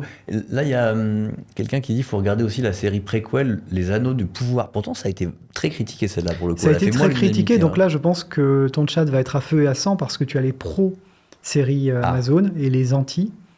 Okay. Ce qu'on va rappeler, c'est que la série Amazon, c'est vraiment une invention de showrunner à partir de 2 pages de Tolkien. Donc, c'est pas une adaptation. Peter Jackson, c'est une adaptation, tandis que Les Anneaux du Pouvoir, c'est vraiment un produit dérivé. D'accord, donc c'est très très loin de Tolkien. Je sais pas, parmi ceux qui ont je veux pas lancer la polémique parce que là encore, je ne veux pas choquer qui que ce soit. On est dans le jugement de goût. Il y a des personnes qui adorent les livres de Tolkien et qui adorent la série Amazon parce que ils et elles peuvent corriger les défauts de la série. Alors on va se faire en se faisant un petit test parce que j'ai la chance de faire de vote avec les raquettes. Tu sais, je t'ai montré. Ouais, et ben voilà. Demande qui aime et qui n'aime pas. Parmi ceux qui ont vu la série qui s'appelle comment? Les Anneaux de Pouvoir. Est-ce que vous avez aimé ou pas? Si vous avez aimé, vous mettez la raquette vraie. Si vous n'avez pas aimé, vous mettez la raquette faux. Ça sert à ça sur ce stream. C'est la petite particularité. Vous avez la possibilité de voter avec des raquettes. Et on va regarder si vous avez plutôt aimé la série. Ah, mais t'as raison, c'est très très partagé. C'est drôle. Oui. Je m'attendais pas pour à des ce raisons que ce soit différentes. C'est des raisons différentes. C'est-à-dire, il y a des personnes qui adorent la fantaisie et toute la fantaisie. Il y a des personnes qui adorent Tolkien et qui sont contents de... On peut mettre la tranche. Il y en a un qui dit qu'il est entre les deux. C'est ça, ouais. D'accord. Bon. Non, c'est vraiment... oui, comme tu l'avais dit, c'est très partagé. C'est très partagé. Moi, j'avoue, je les ai pas vus.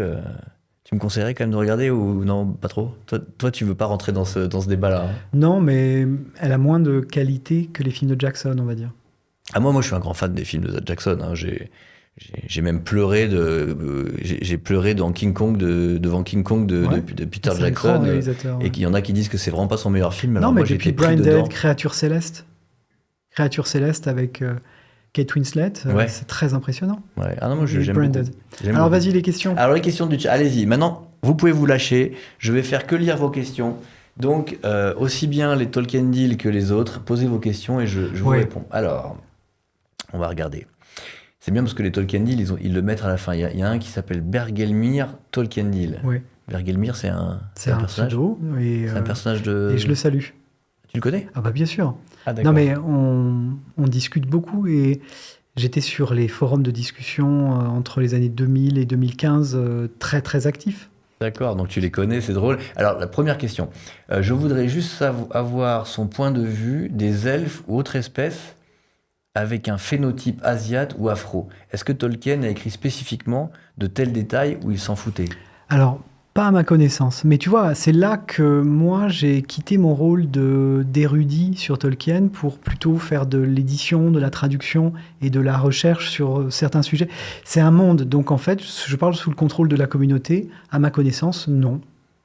Mais je peux me tromper. Je serais heureux d'en apprendre plus. On va voir s'il y a des... Tu vois, de même, on n'a pas du tout parlé de l'invention des langues par Tolkien, qui était philologue. Et il y a des spécialistes, dont des spécialistes chez Tolkien Deal, avec qui je travaille, parce que on peut pas travailler sur tout et être spécialiste de tout, et c'est très heureux. Il y a quelqu'un qui dit combien de fois tu as lu Le Seigneur des Anneaux complet? Je peux même pas te dire, mais de nombreuses fois, et encore plus souvent sous forme de fragments. Mais sans doute moins que celui qui pose la question. Moi, je l'avais déjà raconté, mais les films, je crois que je les ai vus au moins... Le premier, je l'ai vu au moins 4 fois. Ouais. Parce qu'à l'époque, moi, j'étais en... j'étais en Hippocagne et à aucun moment j'imaginais lire des choses comme ça, voir ce genre de films, parce que j'étais un peu frimeur, tu vois, moi je vois que des films d'arrêt d'essai, à part Bergman, rien n'existe. Et finalement, en fait, je rentrais de soirée avec des potes et eux fumaient beaucoup de bédo. Et moi, j'étais le seul à pas fumer. Et donc, à chaque fois, on rentrait de soirée et ils se mettaient le film et ils s'endormaient tous. Et moi, comme je suis incapable de m'endormir devant un film, je regardais le film. C'est génial. Et du coup, je l'ai regardé une fois. Et à chaque fois qu'on rentrait de soirée, les mecs disaient « Oh putain, on n'a pas vu le film, on le remet. » Et moi, je l'ai regardé, et comme je sais pas pourquoi, j'arrive pas à m'endormir devant, je pense que je l'ai vu au moins 4 fois dans ces circonstances-là. Donc le premier, je le connais par cœur. La version longue ou la version courte? Alors je sais pas, je pense que c'est la version courte parce que c'était au début. La version longue est vraiment supérieure. Ah oui? Ah ouais, Mais je l'ai vu aussi, je crois, la version longue. Ouais. Je crois que j'ai vu aussi la version longue du premier. Alors, bonsoir. En linguistique... Voilà.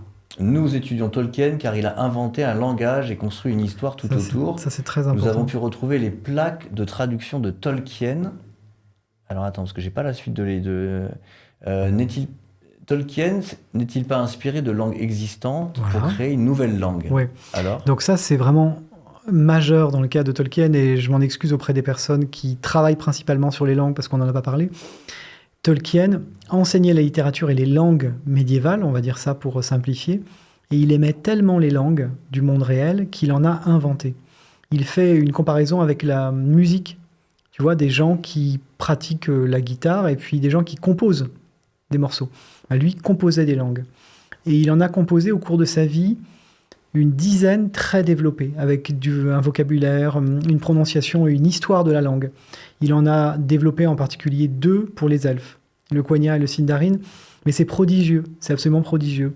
Il a écrit des textes qui décrivent... Il y a une vraie grammaire, une conjugaison, enfin c'est des vraies langues. Voilà. Alors, on ne peut pas les parler, mais on peut les étudier. Et il a envisagé un arbre des langues qui contient une 50aine de langues. Donc en fait, si tu veux, on parle de Tolkien poète, Tolkien romancier, mais certains de mes amis et collègues de Tolkien Deal défendent l'idée qu'avant tout, il était linguiste et inventeur de langues. Donc je comprends tout à fait la question qui est posée. Et oui, Tolkien est souvent parti de langues réelles. Le gallois, par exemple, le finnois, dont on a parlé tout à l'heure, le latin, un peu, sont venus informer, le gallois a informé le Sindarin, une langue elfique. Les exemples sont assez nombreux de points de contact entre des langues réelles et les langues construites, les langues inventées par Tolkien, mais elles-mêmes ont évolué. Alors là, c'est là que ça devient un petit peu vertigineux. Je t'ai dit que le Silmarillion, voilà, merci pour l'arbre des langues. Ah, chouette, merci. Tu vois ? Et en fait, c'est complètement dingue. C'est-à-dire, ça part en haut de langues uniques qui s'éclatent en ramifications en fonction des lieux, des peuples, de la période dont on parle. De même qu'on est passé du latin à l'ancien français, au moyen français, au français moderne, eh bien, l'arbre des langues montre une évolution historique. Et Tolkien a inventé les stades différents. Ouais, c'est sublime. Fabuleux, hein. C'est sublime. C'est fabuleux. En étant à la fois scientifique et artiste. Ah, je suis obligé de la lire celle-là parce qu'elle vient de quelqu'un qui s'appelle Hobbit Bourré. Je ne sais pas si tu connais Hobbit Bourré de tes pérégrinations sur des chats. Et il dit, est-ce que tu as aimé, ou que pensez-vous de la réadaptation du Hobbit? C'est vrai qu'il y a eu la trilogie du Seigneur des Anneaux, puis ça a tellement bien marché qu'après ils nous ont fait le Hobbit en 3 volumes aussi. Ouais, bon, la même chose que la personne qui pose la question. Donc je montre le Hobbit, voilà. En fait, Peter Jackson ne devait pas réaliser ce film. C'est Guillermo del Toro, n'est-ce pas, qui devait le faire, et Jackson devait être juste producteur. D'accord. Il a été obligé de prendre le relais du réalisateur initialement pressenti, pour des raisons de calendrier. Et il a fait, non pas une adaptation du Hobbit qui aurait tenu en un film, avec un public d'enfants, parce que c'est vraiment ça l'histoire du Hobbit. C'est une histoire que Tolkien a inventée pour ses enfants le soir pour ses bedtime story. Donc voilà, Jackson a décidé... Fouillé que Le Seigneur des Anneaux. Ah, mais même avec un ton enfantin qu'il a fini par rejeter et critiquer. Et en fait, Jackson a préféré faire une sorte de préquel de son propre Seigneur des Anneaux, avec plein de clins d'œil entre les deux trilogies. Ouais. Donc ce que j'en pense... Il n'y a pas la puissance du Seigneur des Anneaux, du coup. Non, et puis je trouve que, tu vois, il n'y a pas de personnes comme Viggo Mortensen, qui a été connu pour garder son armure de cuir sur lui, pour manier vraiment l'épée, et c'était une vraie épée. Ouais. Là, le fait que ce soit que des effets spéciaux, je pense qu'il va très très mal vieillir, ce film. Ouais. Voilà. C'est vrai que Viggo Mortensen, je pense qu'on s'en rappelle parce que c'est un acteur qui s'est révélé dans ce film prodigieux. Ouais. Alors là, pareil, Christopher, c'est le fils de Tolkien. Que peux-tu nous dire de Christopher? Quel impact a-t-il véritablement eu sur l'œuvre de Tolkien? Alors ça, c'est une très bonne question aussi. Tolkien a eu 4 enfants, 3 fils et une fille. L'un des enfants, Christopher, qui est né en 1924, a miraculeusement réchappé à la Seconde Guerre mondiale. Il était pilote dans la Royal Air Force et il a été fondamental dans la naissance de l'œuvre de Tolkien. C'est à lui que Le Seigneur des Anneaux a été adressé par feuilleton pendant la Seconde Guerre mondiale. C'est lui qui a relu les épreuves du Hobbit en 1937 en cherchant les coquilles. C'est lui qui a dessiné la carte qu'on a vue tout à l'heure à l'écran, la carte qu'on trouve dans Le Seigneur des Anneaux. La carte du monde. Avec la terre du milieu. C'est lui qui l'a redessiné. Et il a été, si tu veux, l'alter ego de son père. Et vers la fin de sa vie, son père a commencé à discuter avec lui de la forme à donner au Silmarillion que tu as montré tout à l'heure. Donc Tolkien, quand Tolkien est mort en 1973, Christopher a hérité de dizaines de cartons de brouillons. Et avec ce mot dans le testament, excuse-moi, c'est les mots anglais qui viennent, ce mot dans le testament destiné à Christopher, éditer, compléter ou détruire les manuscrits. Et à partir des années 70, jusqu'à sa mort pratiquement, il est mort en 2020, à 95 ans, jusqu'en 2018, il a publié des textes tirés des manuscrits de son père. Il a dédié sa vie à l'œuvre de son père, en fait. À partir de l'âge de 50 ans, ouais. D'accord. Il était prof à Oxford également. Ah, il était aussi prof à Oxford, d'accord. Spécialiste de littérature nordique. Et il a quitté Oxford, il est venu avec sa femme, Bailey, et ses enfants, vivre en France. Et depuis 50 ans, cette branche... Il s'est dédié à son père. Et parfois, il a édité comme un éditeur scientifique, tu vois, un savant qui édite un manuscrit. Parfois, il a coécrit.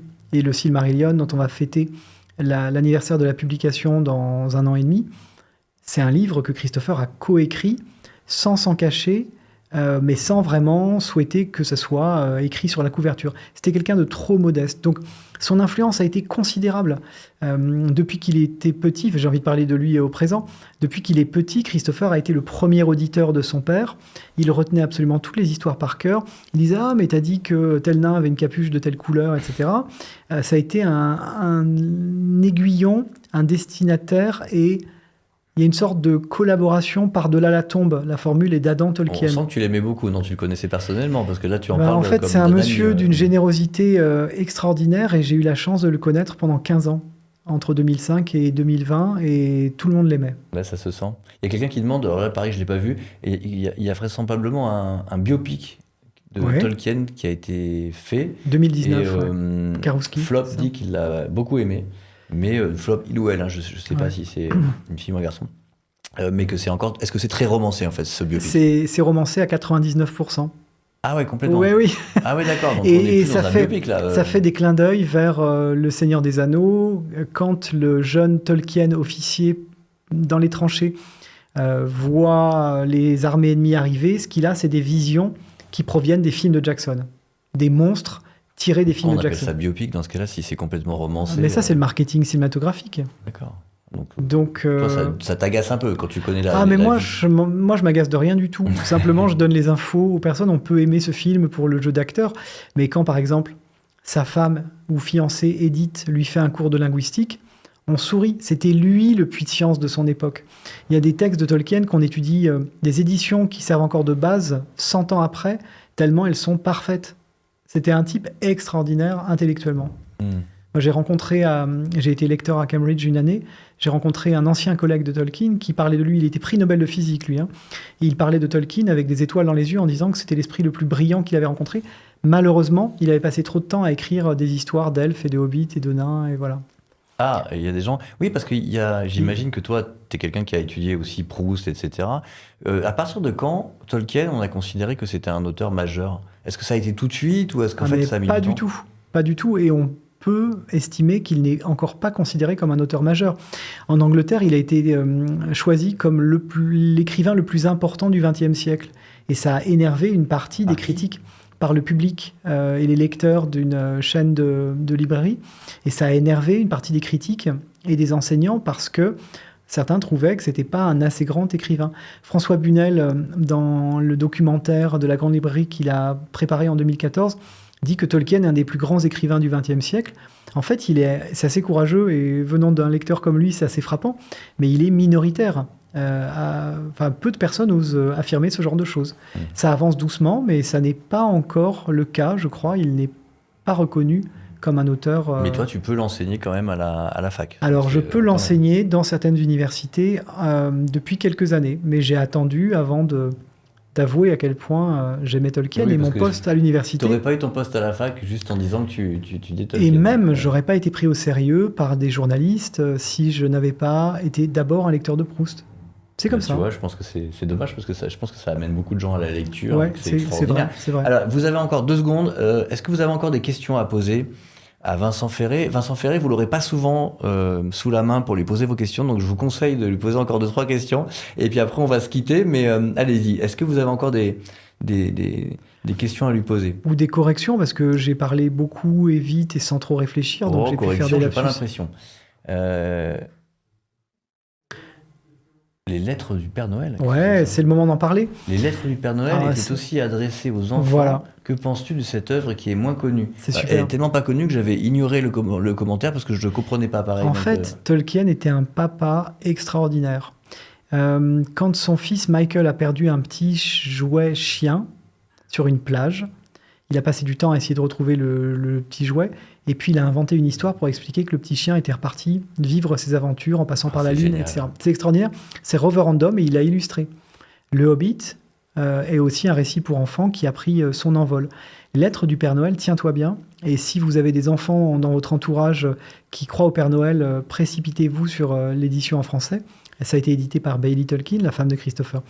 Chaque année, à partir du moment où les enfants avaient 3 ans, si ma mémoire est bonne, j'ai beaucoup dit si ma mémoire est bonne parce que j'étais dans des jurys de soutenance de thèse sur des sujets qui n'avaient rien à voir, donc j'ai la tête remplie de plein de trucs. Moi, j'ai trouvé que ta mémoire était encore pas mauvaise. Bon, c'est gentil. Et en fait, une lettre arrivait, soit donnée par le facteur, soit posée dans la cheminée au moment de Noël, qui venait du pôle Nord et qui racontait les aventures du Père Noël à des enfants qui étaient tout petits, 3 ans, 4 ans, 5 ans, et qui écrivaient des lettres en retour. Et c'était merveilleux, c'était illustré. Il y a des points de contact avec le Hobbit, et Bailey Tolkien a rassemblé les lettres du Père Noël. Mais d'ailleurs, il y a aussi le site internet Tolkien Estate que vous pouvez consulter, qui permet de regarder les lettres, de cliquer, de faire apparaître les lettres du Père Noël, et toute une série de documents, comme des cartes, par exemple, de Tolkien. Mais donc, c'est une série d'histoires qu'on peut lire aux enfants au moment de Noël. Pour les enfants. Ça m'a donné envie de les lire. Et alors, je pense un commentaire qui va te faire plaisir et qui me fait plaisir à moi, et quelqu'un qui dit, c'est Mido qui dit « Jamais lu Tolkien, mais vous entendre m'a convaincu de m'y mettre ». Est-ce que c'est pas le plus beau compliment qu'on peut avoir quand on discute je suis venu pour ça. Ça fait plaisir. Y a-t-il un lien entre le jeu vidéo Elder Scrolls et Tolkien, qui fait aussi une relation entre les Celtes, les Nordiques, l'univers de dragons, magie, etc. Non, la réponse brève est oui.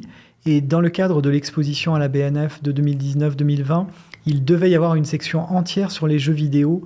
Et Jean Jouberton en particulier et Elodie Bertrand ont préparé toute une partie d'expo qui n'a pas été mise sur pied parce qu'on avait trop de documents de Tolkien à montrer sur 1000 mètres carrés.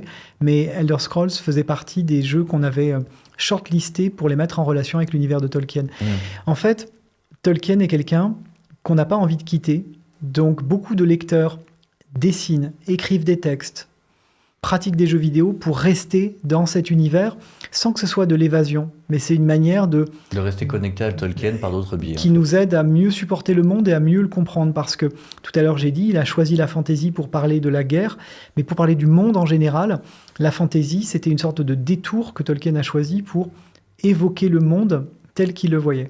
Alors, il a du coup été très réinterprété. Ouais. Alors là, comment une œuvre décrivant un monde fictif subit-il l'évolution de l'auteur à travers la durée de l'écriture et quelles difficultés pour en faire son étude? Moi, ce que je comprends, c'est que c'est des livres énormes et que donc, est-ce qu'il y a une évolution au fur et à mesure de l'écriture liée à la vie même de l'auteur? Est-ce que tu l'as ressenti dans ce livre? C'est la raison pour laquelle le Silmarillion n'a jamais été publié du vivant de Tolkien, mais par son fils en 77, sous forme de compilation. Tolkien a écrit à partir des années 1916 des versions en vers, en prose, puis de nouveau en prose des mêmes histoires. Et son point de vue, sa technique, sa maturité d'écrivain n'a pas cessé d'évoluer. Et ça rend difficile de parler des histoires autrement qu'en entrant dans les détails, en disant dans telle édition, dans telle version de 1926, etc. Donc, quand on commence à travailler sur l'évolution de l'écriture de Tolkien, c'est vrai qu'on a besoin d'entrer dans les détails. Et son fils Christopher, entre autres choses, a publié 12 volumes de versions achevées, inachevées, préparatoires, des mêmes histoires au fur et à mesure de leur métamorphose. Qu'est-ce qui a changé concrètement? Est-ce que tu peux citer quelque chose? Par exemple, dans les contes perdus en français, l'histoire de Beren et Luthien, c'est un récit qui est un peu enfantin, un peu comme un conte, et le méchant est un chat.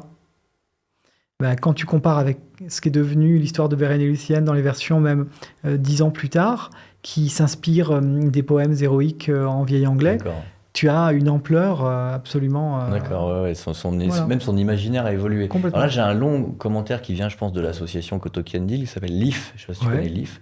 Et je vais te le lire texto. Concernant le rejet de Tolkien pour les totalitarismes, c'est bien parce qu'on revient à notre sujet de départ, on peut citer La Route perdue, qu'il a écrit au milieu des années 30. Christopher Tolkien l'a publié dans le volume 5 de l'histoire de la Terre du Milieu. Absolument. Celui-ci se permet d'ailleurs un commentaire interprétatif, cela est rare, où il explique que l'on retrouve dans ce texte tout ce que son père craint à cette époque, comme la propagande sous forme de révisionnisme historique, l'impérialisme, la prolifération des armes de guerre. Ça, c'est génial, parce qu'on est dans une phase, je trouve, actuellement, de propagande, de révisionnisme historique. Il y a plein d'exemples. Pétain a sauvé les Juifs, mais aux États-Unis, ils font du révisionnisme historique en permanence, et de prolifération des armes et de guerre. Donc, il en parle de tout ça. Alors, on peut le lire comme ça, mais là, on rejoint notre discussion du début. Toi, tu l'as pas forcément lu comme ça, il n'y a pas qu'une interprétation. Il n'y a pas qu'une interprétation, et je ne suis pas là pour forcer qui que ce soit, mais effectivement, on peut mettre en relation, à partir du moment où on a les connaissances, on peut appliquer le texte au contexte dans lequel on vit, et ça nous aide à mieux comprendre le monde de lire Tolkien. Alors, quelqu'un demande si ça va être mis en ligne. Oui, vous inquiétez pas, ça sera sur ma chaîne YouTube, je vais le mettre après et vous pourrez le transférer. Avec tous les super documents de Paul que je remercie vraiment. Ouais, Paul, et donc merci à Paul. Ah tiens, Hobbit Bourré est revenu, je suis super contente, donc Hobbit Bourré est une fille, je le découvre. Je suis super contente, je suis venu ce soir sur Reco de Clem Viktorovitch. Et en grand fan de Tolkien, j'apprends beaucoup de choses. Ça me fait très plaisir, Hobbit Bourré. En plus, t'as un nom marrant, donc génial. Et t'es la bienvenue. Alors, qu'est-ce qu'il y a là? Je prends une dernière question. Qu'est-ce que tu me... Selon Vincent, qui est le meilleur Sauron de notre époque? Ça vient plutôt de ma communauté, je pense. Donc du coup, tu dirais que... Bon, pour reprendre Sauron, Sauron c'est le grand méchant. Tu dirais que le grand méchant aujourd'hui, tu n'oserais pas le dire? J'ose pas te dire. Est-ce que la personne qui a posé la question peut donner sa propre hypothèse? Moi, tu sais... Et moi, je peux dire ou pas? Ouais. Nous, on a un grand méchant dans ce chat.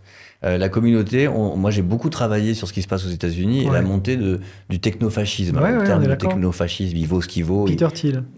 Et notre grand méchant, c'est Peter Thiel. Oui, notre grand méchant, c'est Peter Thiel parce que, en fait, après tout le travail qu'on a fait sur ce qui se passait aux États-Unis, on réfléchit, on pense, en tout cas moi je pense, que l'idéologue le plus dangereux en fait, c'est sûrement Peter Thiel plus qu'Elon Musk, celui qui a une influence la plus majeure sur la pensée néo-réactionnaire américaine, c'est Peter Thiel, et surtout qu'il a un allié de choix qu'on qu'on connaît moins en France, et surtout on pense pas à l'influence qu'il a par rapport à lui, c'est par rapport à J.D. Vance, qui est le vice-président américain. Et en fait, on a fait un énorme travail avec la communauté sur comment Peter Thiel a influencé la politique américaine, et notamment, il a biberonné J.D. Vance depuis le plus jeune âge de son idéologie à lui. Donc nous, alors voilà, écoute, le Sauron pour nous, nous on l'appelait, d'ailleurs on l'appelait pas Sauron. Non, on l'appelait Voldemort. Bon, autre référence, on l'appelait un peu Voldemort, mais pour nous... Non, toi, tu dirais Peter Thiel. Non, je suis tout à fait convaincu et effrayé par ce que tu dis. Voilà. Peter Thiel, Morgoth et Sauron, voilà, c'est ça. Tout le monde vote pour lui. Bon, en tout cas, ça a été un grand plaisir. Merci, Julien. De te recevoir. Je pense que pour tout le monde, ça a été un plaisir aussi. J'ai vu beaucoup de commentaires, on était nombreux, on était toujours 300 en permanence, donc... avant de se quitter, il y a 2 choses que je vais vous demander. La première, c'est d'envoyer un concert de raquettes vertes, le plus grand concert de raquettes vertes que vous ayez déjà fait, que vous ayez jamais fait pour Vincent, qu'il a mérité. Il a répondu à toutes nos questions et on s'est éclaté. Donc balancer de la raquette verte. Alors on va pas le voir là-bas, mais du coup je vais te le montrer. Je vais te le montrer ici. Merci beaucoup. Voilà, c'est très sympa. Un énorme concert de raquettes vertes. Merci beaucoup. Et ça, c'est notre façon de remercier les invités. C'est très agréable. Ils étaient nombreux. Merci. Alors, vous allez retrouver tout ça sur YouTube. Je vais mettre le replay sur Twitch, mais surtout, vous aurez une version sur YouTube, évidemment, que vous pourrez vous partager. Je remercie encore... Merci de ton invitation. Merci à tout le monde. Merci à Tolkien Deal aussi, parce que franchement, c'est une asso hyper sympa et ça m'a permis d'enrichir ces questions, parce qu'ils étaient bien plus pertinents que moi, donc je pense qu'il y a beaucoup de questions que je leur dois, et merci à eux. Je rappelle que c'est une chaîne que je fais, moi, en dehors de mon travail de journaliste. Moi, je suis journaliste à France Info, pour le service public. Je fais ça sur mon temps libre en plus, donc si vous êtes là encore et que vous n'êtes pas encore, vous suivez pas encore la chaîne, suivez la chaîne, il vous reste encore 2 minutes, allez-y, ça me fait... Et puis c'est bien d'avoir du soutien, c'est un projet personnel, ce studio que je loue, et puis merci à Paul, parce que Paul, vous avez vu la réactivité, je vous cache pas qu'on avait préparé quelques images, mais les 3/4 des images qu'il a montrées, et c'est lui qui a été les chercher en direct pendant le live. Avec l'aide de Harry, peut-être. Avec peut-être l'aide de Harry, qui est ton beau-fils. Mon beau-fils. Ton beau-fils. Et donc on avait aussi le beau-fils de Vincent qui était en régie. Donc merci à tous les deux. Voilà. Donc c'est un grand plaisir de passer cette soirée avec vous. On va se quitter. Et puis on se retrouve tous les dimanches. Alors normalement c'est tous les dimanches à 20h30. Je fais ça de chez moi. Alors, je vous cache pas que j'ai cassé mon ordinateur. Bon, alors du coup, il faut que je me rachète un ordinateur parce que je l'ai pété, mon Mac, et il faut que je rachète tout. Mais donc, le dimanche prochain, je serai pas en direct, mais on se retrouve le dimanche en 15. Donc, pas dimanche prochain, petite pause de stream, mais on se retrouve le dimanche d'après. Et puis, allez sur le Discord, parce que sur le Discord, on se retrouve tous. Je pense que les modos vont mettre un petit lien vers notre Discord. On continue la discussion sur le Discord, c'est fait pour ça. Vous avez un espace où vous pouvez continuer la discussion. Et puis surtout, vous pouvez me donner vos idées de prochains invités. On a eu Vincent, mais je suis à votre disposition. On invite qui vous voulez. Salut. Salut. Salut, Slomo.